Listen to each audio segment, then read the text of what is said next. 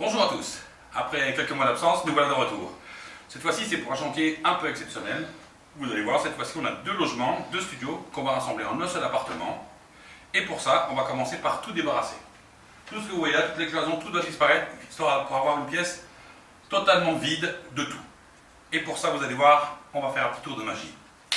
Et voilà, magie. Tout est enlevé, tout est dégagé. On a une pièce vide de tout.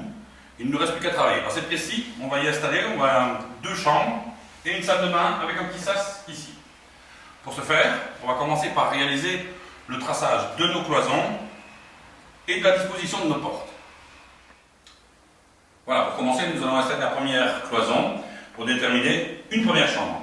Cette première chambre fait de large 2,43 m fini. Donc on va faire notre premier trait à 2,44 m parce qu'après nous avons l'épaisseur du placo. Là, on va installer en tout premier des rails. Donc je fais mon premier marquage à 2,44.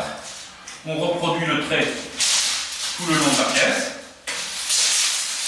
ainsi que de l'autre côté, à 2,44 m de même.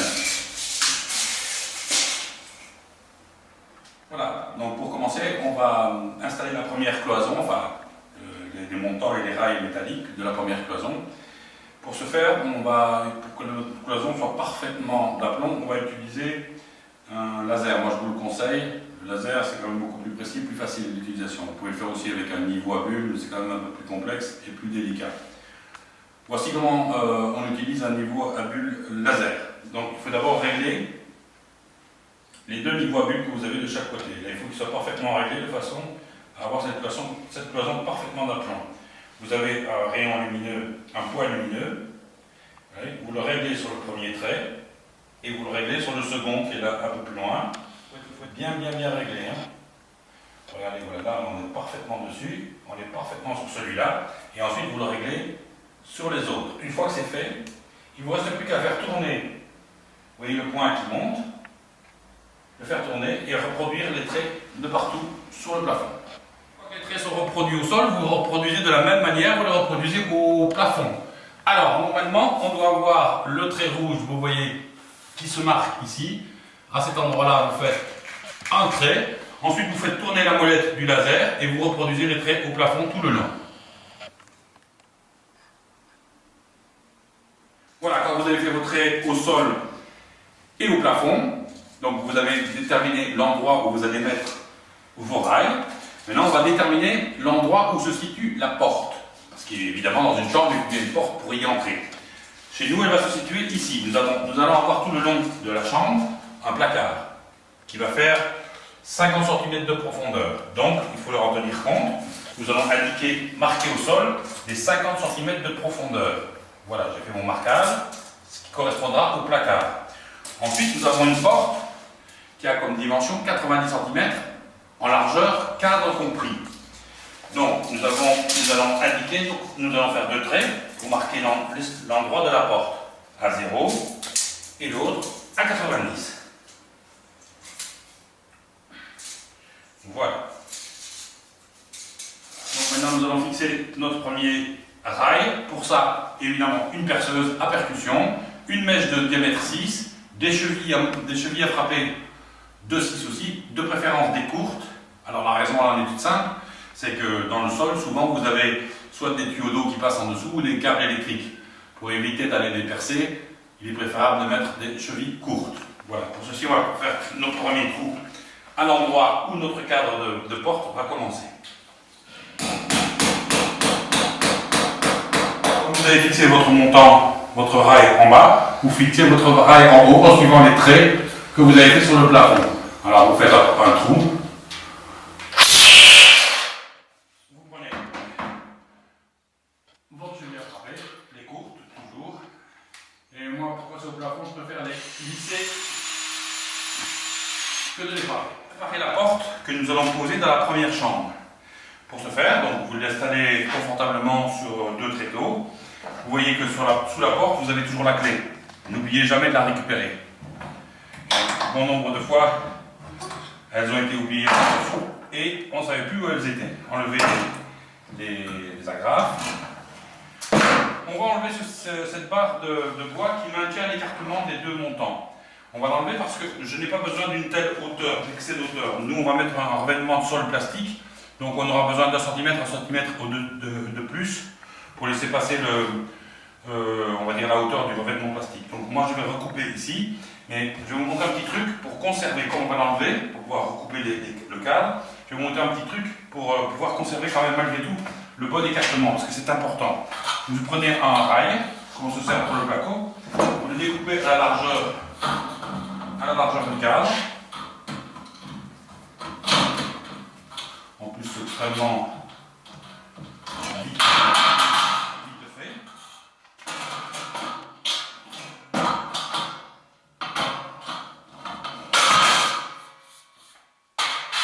Et vous le vissez. Tout ça avant d'enlever le poids qui le maintient.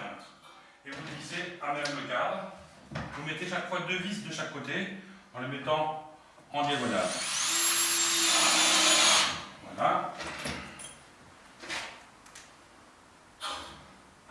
De cette manière, vous êtes assuré de conserver le bon écartement du cadre. Ça, c'est important quand vous allez la manipuler pour la mettre en place.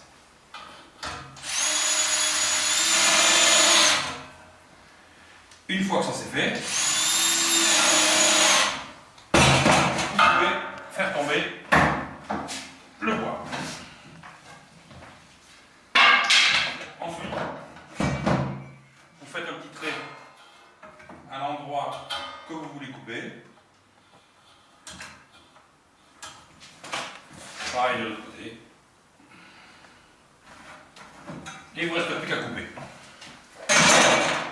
Voilà, donc là vous installez, vous coupez les montants, vous coupez 2 montants à la bonne hauteur pour qu'ils se prennent dans le rail du haut et rail du bas, vous les coincez dedans, dans l'écartement de la porte. Une fois que c'est fait, vous amenez votre porte face à vos 2 montants, vous les serrez comme ça un petit peu, de façon à faire prétenir la porte. Voilà. Vous voyez, elle tient déjà toute seule. Faites attention au sens d'ouverture de la porte. Ne vous trompez pas, ne le mettez pas dans le mauvais sens. Là, elle s'ouvre poussant droit vers l'intérieur sur les portes de placard. On va passer à la fixation de la porte. Donc, vous pouvez constater que dans le montant qui est contre la porte, j'y ai introduit un carrelet en bois. C'est des carrelets de 27-27, ceux qu'on utilise pour faire les toitures. Donc, c'est très bon marché. Et ça a l'avantage de passer juste dans le montant. On l'utilise pour passer à travers le carrelet et le montant, une vis un peu plus longue, c'est des 55, des 5 cm et demi. Là où il faut faire extrêmement attention, c'est à bien centrer votre montant dans le cadre. Il faut qu'il y ait la même distance de ce côté-là que de ce côté-là. Bon, comme j'ai un peu l'habitude, je me permets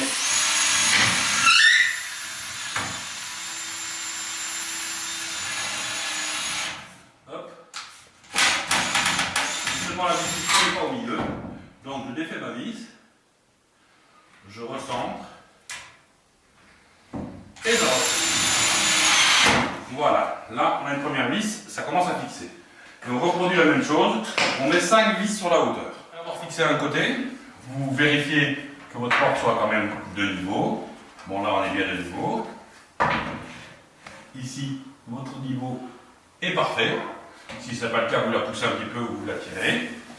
Et de façon à ce que ça ne bouge pas pendant que vous fixez le second montant, vous prenez une pince à sertir pour le placo et vous poinçonnez le montant et le rail. Voilà, comme ça ne bouge plus, c'est fixe. Pour terminer de fixer la porte, il vous faut mettre un rail sur le dessus. Pour ça, vous vous mettez en profilé avec les 2 montants, vous coupez la bonne dimension. Enfin, si j'y arrive, hein.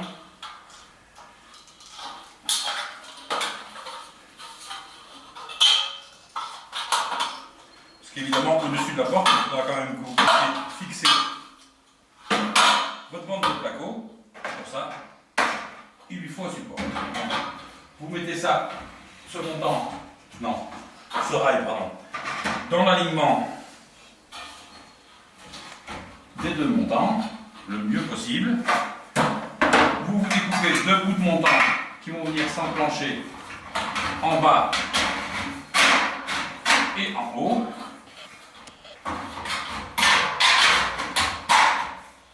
Bien dans l'alignement, il ne vous reste plus qu'à fixer et fixer.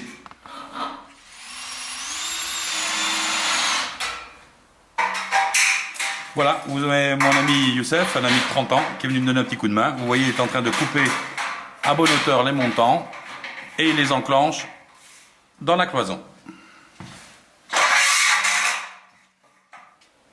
Voilà, après avoir posé votre première ossature métallique pour la première cloison et la première porte, il vous reste à poser la première peau de placo-plâtre, c'est-à-dire la première face du placo sur la cloison.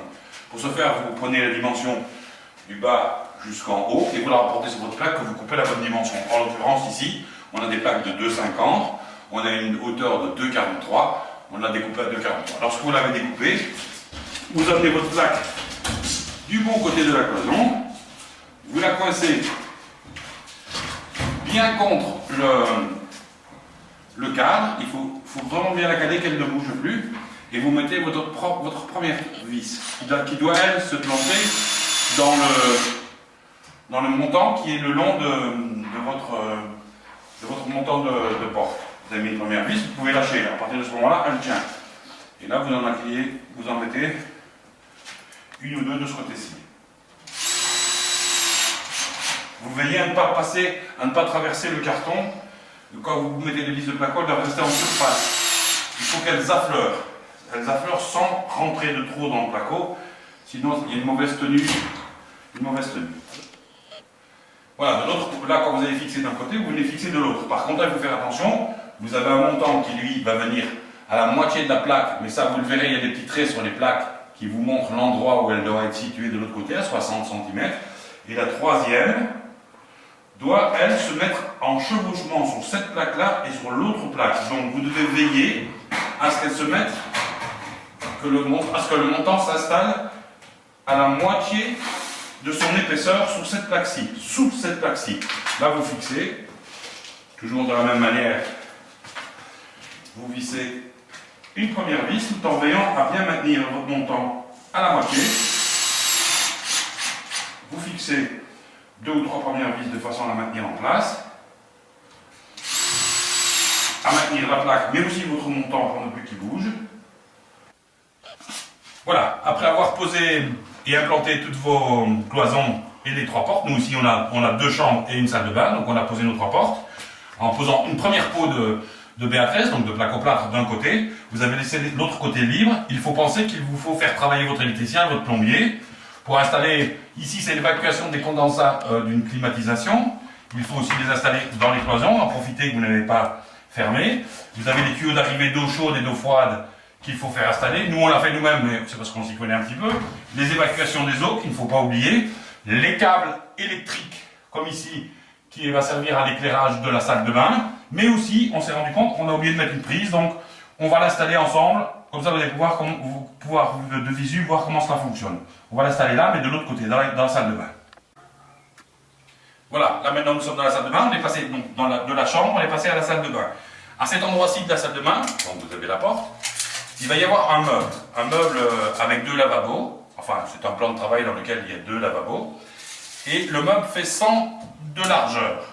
Donc vous n'oubliez pas de bien prendre vos mesures pour installer la prise, 100 de largeur, vous faites un petit trait et on le finit en règle générale à 85 de hauteur. Voilà, donc vous avez votre base pour le meuble. Sa hauteur, sa largeur. Nous avons une prise à installer. Il ne faut pas être trop près du lavabo. Donc là, moi je vais prendre comme base, on va dire 25-30 cm, 25 cm. Et à 1,20 m de hauteur. Voilà, 1,20 m, pile poil ici. J'ai fait ma croix. 30 cm minimum du bord de l'évier, plus 1,20 m de hauteur. Il ne vous reste plus qu'à faire le trou avec ce qu'on appelle une scie cloche, que vous devez prendre au bon diamètre des boîtes spécifiques pour le placo, parce qu'il y a des boîtes à sceller, il y a des boîtes de toutes sortes. Il faut bien prendre des boîtes spécifiques pour le placo, Vérifiez que vous ayez bien une scie cloche qui soit à la bonne dimension, parce qu'il y a plusieurs dimensions. À ce moment-là, vous mettez la partie mèche sur la croix que vous avez faite, et vous y allez. Voilà, là vous avez fait un trou. En toute logique, je dis bien en toute logique, votre boîte elle doit pouvoir rentrer dans ce trou-là. Nous allons vous montrer comment de l'autre côté, ce que ça donne comme résultat pour que vous sachiez à quoi ça sert. Vous voyez, elle rentre parfaitement dedans. Regardez, voilà ça. Là maintenant on est repassé de l'autre côté de la cloison. Voici ma boîte que je viens de percer. Voilà ce que ça donne. Je vais aller la visser. Je vais passer là dans la salle de bain, je vais la visser. Vous allez voir comment ça coince.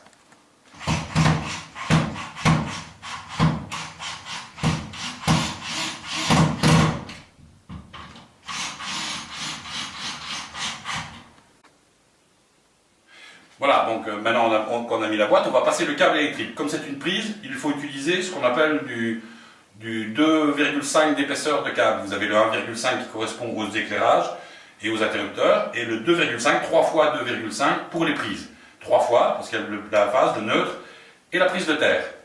Donc on va la faire passer pour cet effet à travers la cloison, et on va aller la brancher dans notre boîtier là-bas.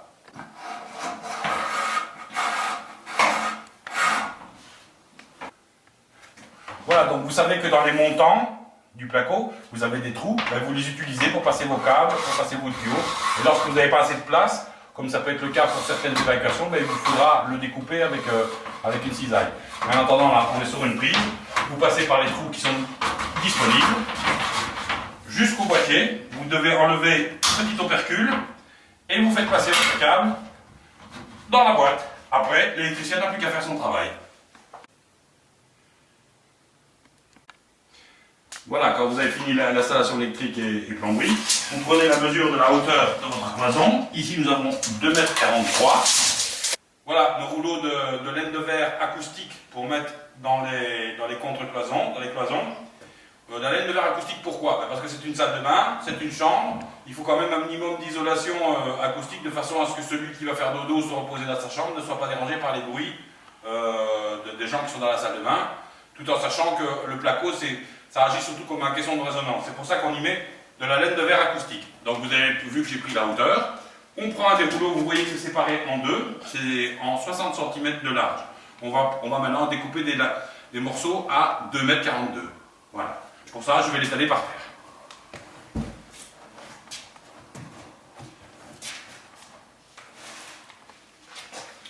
Alors, ce qu'il me faut, c'est un cutter. Je vais certainement en trouver un. Voilà, 1 mètre. J'ai 2,43 de hauteur. Je vais les découper à 2,45 de façon à avoir un petit peu plus pour que ça serve bien, que ça fasse bien son effet. Quelque chose pour bien pouvoir le couper bien droit. Moi j'ai pris un niveau, c'est plus facile. Et vous voyez qu'avec d'un seul coup de lame, assez aisément, ça se coupe. Voilà, une fois que vous l'avez coupé à la bonne dimension, vous voyez que c'est par-dessus les tuyaux, par-dessus les câbles électriques, et vous l'enfoncez dans vos rails en haut et dans vos montants ici sur les côtés. Vous faites ça tout le long, jusqu'en bas. Veillez à bien quand même le coincer le mieux possible pour ne pas que ça bouge, et surtout que ça ne revienne pas par-dessus les montants et les rails, parce que ça peut faire une surépaisseur quand vous allez mettre le placo, et ça peut devenir gênant.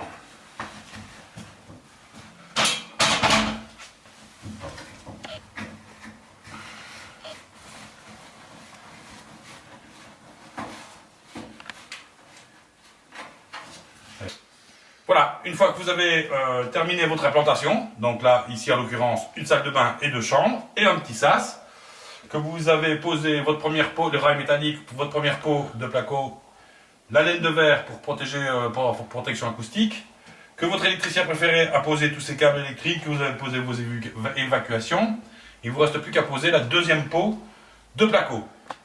Ce qu'on va faire ensemble.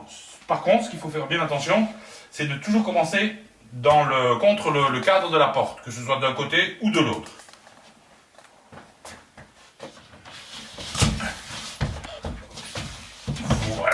Voilà. Faites attention à ce que les câbles ne viennent pas se superposer sur les montants métalliques. Et là, il ne vous reste plus qu'à... Ah oui, il faut faire attention aussi à ne pas laisser de crasse dans les coins, sinon vous avez votre plaque qui va bloquer. Et là, à ce moment-là, vous la bloquez contre votre cadre. Et puis il ne vous reste plus qu'à la visser. Mais pour ça, il faut que je trouve ma visseuse. Ah oui, chose qu'il ne faut pas oublier, oui, c'est de passer vos câbles par les trous prévus à cet effet. C'est l'endroit où vous mettrez les boîtes électriques, où s'appliqueront les interrupteurs et les prises. Pareil en bas, enfin partout. Voilà, il ne vous reste plus qu'à visser tout le pourtour de la plaque. Et n'oubliez pas non plus de visser sur le montant du centre, du milieu, qui est aussi important que les autres. On va mettre des têtes de vis à fleurs. Donc là, ça y est, on a terminé notre implantation, donc tout ce qui concerne les cloisons, la pose des portes. Comme je vous l'avais dit, donc on avait deux petits studios qu'on va rassembler en un seul appartement. On a fait notre ouverture, ce que je vous ai montré, on l'a fini avec du placo coulé. On a créé un petit sas qui distribue dans une salle de bain et dans deux chambres. Voilà, comme je vous le disais, donc on a notre sas là qui distribue sur deux chambres, une salle de bain. Ici c'est une des chambres, la toute première chambre, celle que vous avez vue tout à l'heure. Donc vous voyez qu'on a placoté, la porte est posée, donc on a une chambre de dimension raisonnable. Il nous reste juste à faire une petite cloison là pour un grand placard qu'on va cimer juste ici dans l'alignement de la porte. Voilà, maintenant on va passer dans la deuxième chambre, on va vous montrer comment c'est terminé. Donc là vous êtes dans le sas.